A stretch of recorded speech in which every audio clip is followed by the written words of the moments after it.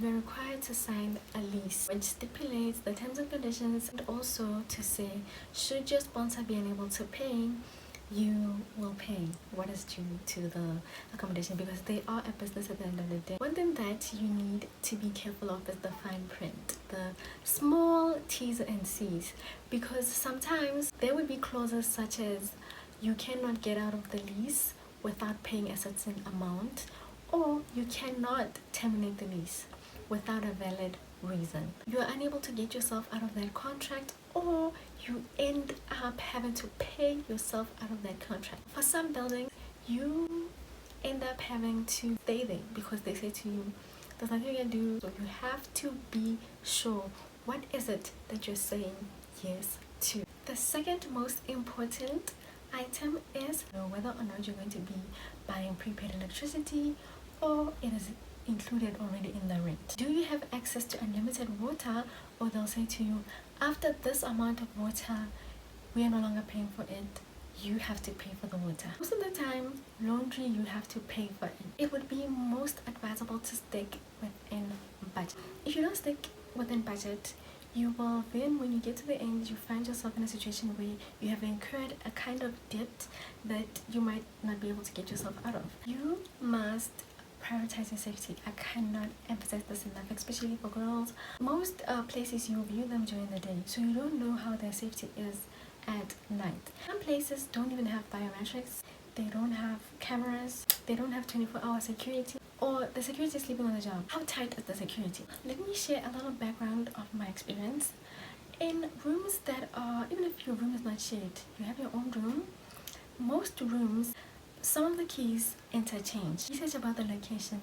So there are places in Brixton, Braamfontein, the CBD, Parktown. The crime, the building is placed. Can you access a clinic if you need to? Can you access a police station if you need to? Private off-campus accommodation. The university recognizes that the private off-campus accommodation listed below is generally suited to the needs of students in terms of location, facilities, and services. This should not, however, be constructed as a form of recommendation. Number 1, business name is AFCO, building name AFCO, the property address is 81 Risick Street, Johannesburg. It's on the CBD, but they have buses. Yeah, they have buses. You is AFCO again with their building Mpumelelo, situated on 10 Davis Street, Donfontein, with a capacity of 885.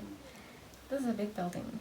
J1, it is situated on 1 Beacon Street, Braamfontein. Within Star Properties building, it is situated on 53 Jarrison Street, Braamfontein. First Property Trust is Ugly House, situated on 4 Queen Street, Parktown, with a capacity of 246 students. Ugly Center is 11 Hospital Road, Braamfontein.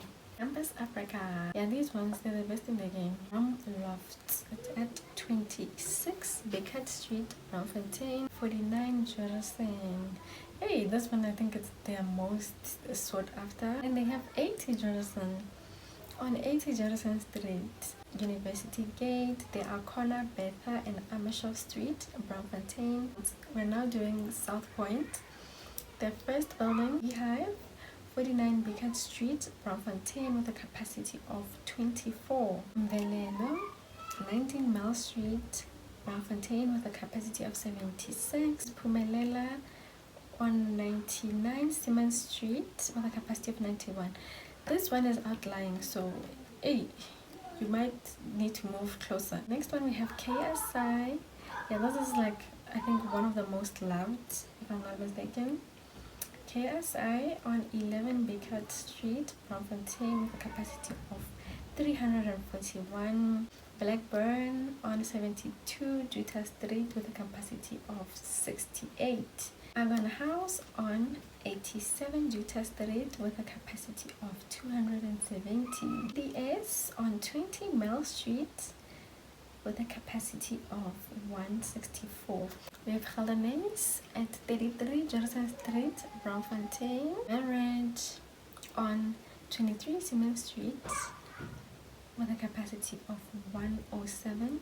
46 Di Corte on 46 Di Corte Street with a capacity of 154. Epozzini on 66 Di Corte Street with a capacity of 477. Female catering residence, Grayton Hall, Jubilee Hall, Medhurst Hall, I hope I'm pronouncing them well, Rennie Hall, Sunnyside. Male catering residence, EOH, Nokendo Halls, Men's Halls, Mixed Gender Residences, Bernato Hall, David Webster Hall. There's Noswell, Rennie House, the Wits Junction, Yale Village. I'm not sure if Yale still belongs to the university because last time I checked it was independent.